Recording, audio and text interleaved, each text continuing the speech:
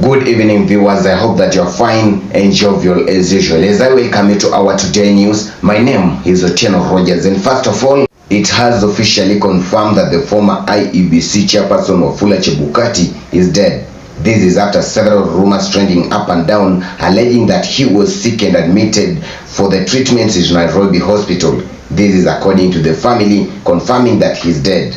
Chebukati has been recognized as a strong person with the stand, as it was evident in 2022 general election where he declared President William Ruto as the winner.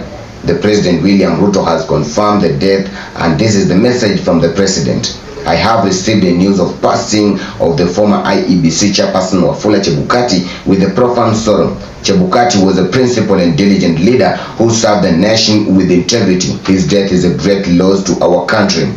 In general, we as ROGY TV, we pass our condolences to the family, friends, relatives, and Kenya as a whole. And on the other side, the Malava residents are on mourns after losing their MP, that is Moses Malulu Njendi, early this week, as our reporter Christopher Yabunge narrates. It has been a shock to Malava people after coincidentally losing three prominent people at the same time.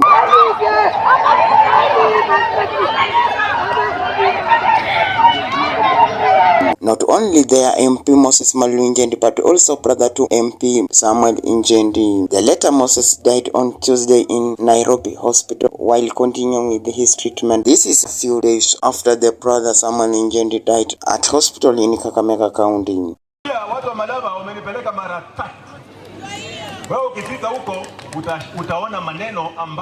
Residents are in deep pain as they explain that they have lost their hero, who gave priority to talent, sports, and was a man of development. Christopher Yabunge, ROGY TV, Malava, Kakamega County. President William Ruto, his deputy Kithure Kindiki, and Supreme Court judges as well as other top judges were set to pay rise starting from July 1st. Our reporter Kelvin Wekesa has more information. Treasury documents show the president and deputies' combined annual pay, including allowances, will increase from that 6 million shillings to 42 million shillings, a jump of 16%. According to the figures disclosed by Treasury in the second supplementary estimate, judges will pay go about 500 million shillings from the current 3.1 billion to 3.6 billion. It remains unclear how each judge's pay will be affected, even as salaries for the other state officers remain unchanged. With the adjustment, President Ruto's monthly pay could increase to 1.6 million from the current 1.4 billion. Kindiki's pay could jump to 1.4 million from the current 1.2 million. Treasury has, however, not given a breakdown of the exact amount to the two leaders will take home. Reporting from ROGY TV, I'm Kevin Wekesa. Tears and cries are fully confirmed at Mochokoret village in Ainabkoi sub-county when two brothers turned against their elder kin, killing him on the spot. According to the Directorate of Criminal Investigation, that is DCI, the situation escalated as the three brothers engaged in heated argument over food during dinner time. The confrontation soon spiraled out of control, leading to Duncan Kiptos Sangwei, a 27-year-old boy, and Kelvin Kiprelimo, a 25-year-old boy, stabbing their brother Emmanuel Kiplagat Songwei, a 40-year-old brother. The unfortunate situation left their 70-year-old father in agony as he attempted to rescue his son. He contacted medical from Plateau Mission Hospital, who rushed to the scene and confirmed Kiplagat's death. Investigators who accompanied the doctor in two found the murder weapon, a kitchen knife, at the crime scene. Also found at the scene was a blood-stained t-shirt, which was preserved as an exhibit. The two suspects were taken into custody and will be arraigned into court to answer for the charges. As we continue, that the Public Service Cabinet Secretary Justin Muturi resurfaced today Parliament after days of maintaining a lawful profile in the government. He is serving for the initiating new projects while numerous others have stalled.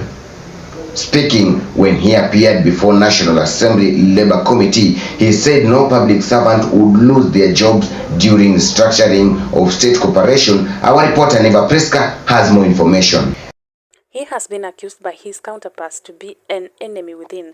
Public Service Cabinet Secretary Justin Muturi, who has maintained somewhat low profile on launching a tag about abduction on his boss President William Ruto, on Thursday he also used the National Assembly Labour Committee to launch another tag on Ruto's government about starting another project while others left incomplete.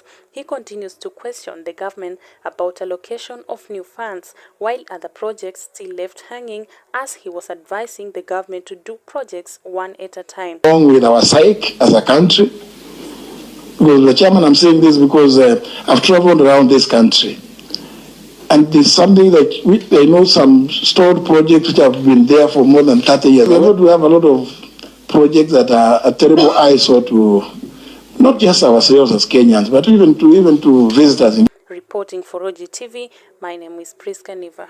Project at Matuga, that stored project in Barin. There is an expectation of a demonstration in the country as a whole, together with the neighboring countries, that is Uganda, to demand for the release of Ugandan activist, that is Kizza Besigye. This is after his arrest because of complaints from the Ugandan government led by Yoweri Museveni, alleging to have caused the threats of the security of the country owning illegal weapons illegally. And on the other side, the Jubilee Party branch leaders has thrown their way to former Cabinet Secretary Interior Fred Matiang'i as their preferred presidential candidate 2027, as our reporter Stanley Lubonga narrates. Speaking in Nairobi, the party's officials say that they've endorsement position Dr. Fred Matiang'i as a front-runner as the party flag bearer, setting a stage of fair competition with Azimio coalition for the 2027 general election. They have done this due to their credibility in Matiang'i's leadership experience and his able canvassing. To back. Then I see you looking at me like you want me to mention the name. And I don't need to mention the name. You can mention the name. Ni jina gani wamesema? Matiang'i. Wao wenyewe wameamua wanataka Matiang'i. Despite the pressure from the party leaders and JNC, the former Internal Security Cabinet has not made out clear decision whether they will run for the presidential election or not. Reporting for ROGY TV, Stanley Lubonga. And on our international news, that a 16-year-old boy killed 2 women in a knife attack at discount shop in the Czech Republic Thursday.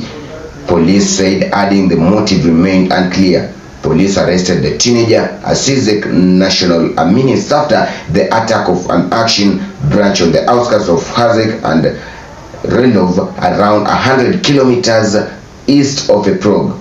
Both of those attacks suffered injuries which were so serious that they could not be saved despite all of the efforts of the rescue. And on sports news is that Liverpool might put Darwin Núñez, a 25-year-old boy, in market with the summer as the Uruguay striker struggles for a playing time Anfield. Manchester United is leading the race to sign Crystal Palace and England midfielder Adam Wharton, a 20-year-old guy, despite Juventus also showing interest in acquiring him.